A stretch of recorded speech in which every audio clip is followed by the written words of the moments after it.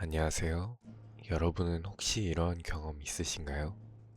연애를 하며 여자가 남자에게 헌신을 하고 사랑을 표현할수록 남자는 왠지 모르게 바빠지거나 연락이 뜸해집니다. 여자가 다시 마음을 열고 다가가면 남자는 며칠 뒤에 다시 미묘하게 거리를 둡니다. 왜 그런 걸까요? 앞의 사례는 심리학계에서 가장 많이 연구되고 또 가장 고통스러운 관계 유형 중의 하나인 불안 회피형의 덫으로 완벽하게 설명됩니다. 이 상황을 만드는 두 사람의 내면 심리를 3단계로 깊이 분석해보죠. 남자의 행동은 사랑이 식어서가 아니라 친밀감에 대한 공포라는 방어 기제가 작동한 것입니다. 회피형 성향을 가진 사람들은 역설적으로 상대가 멀어질 때만 안정감을 느끼고 사랑을 자각합니다. 그러므로 연인과 가까워질 때에는 내 독립성이 침해받는다, 나를 구속하려 한다, 느껴 무의식적으로 비활성화 전략을 씁니다. 예를 들어 연락 씹기, 바쁜 척하기, 단점 찾기 등을 통해 심리적 거리를 두는 거죠. 반대로 연인과 멀어질 때에는 자신을 옥죄던 구속감이 사라지자 그제야 억눌러 왔던 애착 욕구가 수면 위로 올라옵니다. 아, 내가 그녀를 사랑했었구나 라고 착각하지만 사실은 안전거리가 확보돼서 생기는 여유일 뿐입니다.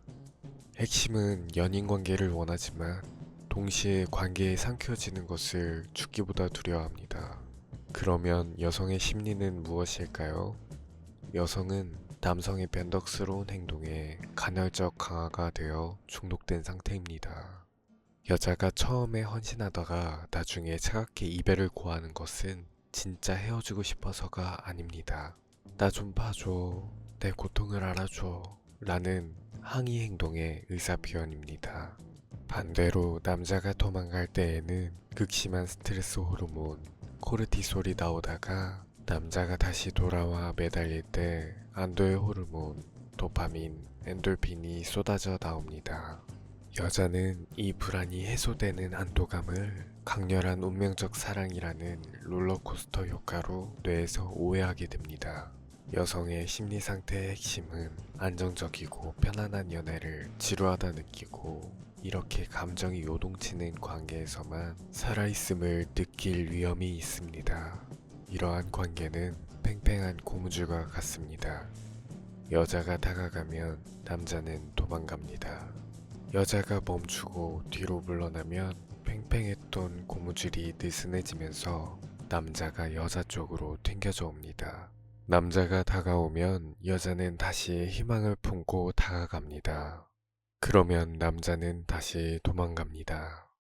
이 패턴은 서로의 가장 취약한 부분을 건드립니다. 남자는 여자의 버려짐에 대한 공포를 자극하고 여자는 남자의 구속에 대한 공포를 자극합니다. 서로가 서로에게 가장 나쁜 파트너가 되는 겁니다. 요약하자면 이 남자가 돌아온 것은 당신을 사랑해서가 아니라 당신이 멀어졌기 때문에 안전하다고 느꼈기 때문입니다. 이 관계는 사랑의 크기 문제가 아니라 거리 조절의 고장 문제입니다. 이러한 관계의 해결책은 여자가 자신의 불안을 스스로 잠재우고 반응하지 않는 연습을 하거나 남자가 자신의 회피 성향이 과거의 상처나 두려움에서 왔음을 인지해야만 합니다. 둘 중 한 명이 패턴을 깨닫지 못하면 이 춤은 영원히 반복됩니다. 이처럼 사랑은 명확한 감정 같지만 실제로는 복잡하고 모순적인 감정이 뒤섞이는 경우가 많습니다. 심리학은 이러한 애매모호한 회색지대를 명쾌하게 설명해 줄 수 있는 좋은 도구입니다. 앞서 말씀드린 것과는 다른 결의 더 미묘하고 섞기 쉬운 심리적 상황을 예시로 들어볼까요? 양가 부모님이 결사반대하거나 사내 비밀 연애처럼 들키면 안 되는 상황에 놓인 커플이 있습니다. 둘은 주변 방해가 심해질수록 서로를 더 애절하게 바라보고 우리는 세상을 등지고라도 사랑할 운명이야 라고 믿습니다. 하지만 막상 부모님이 허락하거나 회사를 그만두고 관계가 공인되자 거짓말처럼 열정이 식고 서로의 단점이 보이기 시작하며 싸움이 잦아집니다. 장애물이 있을 땐 그렇게 불탔었는데 평화가 오니까 왜 사랑이 식지? 라는 혼란이 있지만 이것은 심리학적 관점으로 봤을 때 인간은 부모의 반대 등으로 자신의 선택할 자유를 위협을 받으면 그 자유를 되찾기 위해 심리적 반발심으로 대상을 더 원하게 됩니다. 부모님의 반대나 사회적 금기는 나의 선택할 자유를 침해하는 위협으로 간주됩니다. 뇌는 뺏길 위기에 처하면 자유를 되찾기 위해 무의식적으로 금지된 대상의 가치를 비정상적으로 높게 평가합니다. 하지마 라고 말하면 더 하고 싶은 심리입니다. 사실 상대방이 80점짜리의 사람이라도 누군가 반대하면 뇌는 그를 120점짜리 사람으로 인식합니다. 즉, 상대방 자체가 매력적인 게 아니라 금지되었다는 사실이 이 매력을 더 부과한 겁니다. 하지 말라고 말할 때 더 하고 싶은 생각이 드는 것도 이 때문입니다. 사랑의 설렘과 공포의 두근거림은 신체 반응이 놀라울 정도로 비슷합니다. 회사 사람들을 몰래 만나느라 들킬까봐 조마조마하거나 부모님과 싸우고 나서 분노와 스트레스로 심장이 쿵쾅거립니다. 뇌는 이 높은 신체적 흥분 상태의 원인을 찾아야 합니다.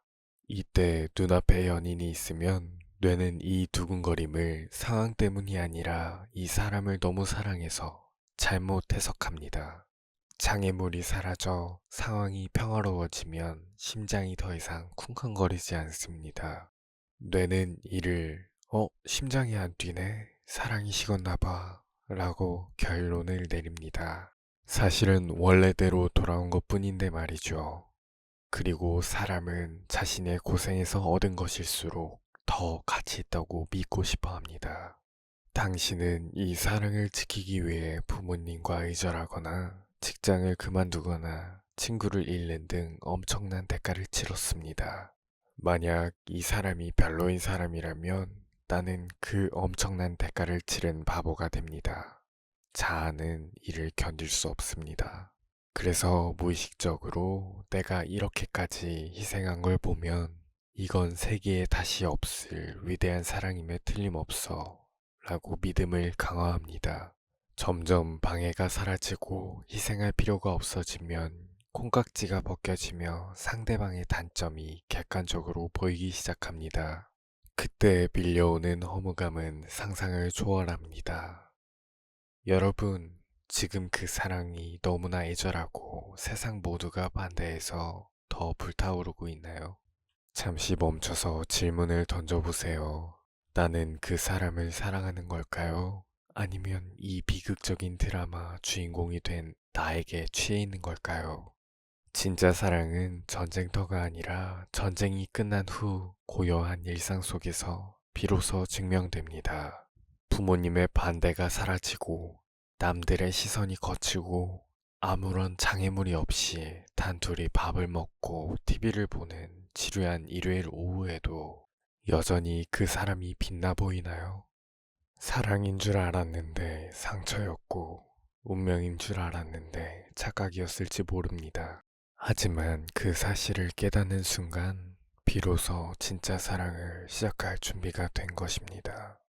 여러분의 물음표가 느낌표로 바뀌는 그날까지 이야기는 계속됩니다. 구독과 좋아요로 이 여정에 함께 해주세요. 지금까지 묻다 느낌표였습니다.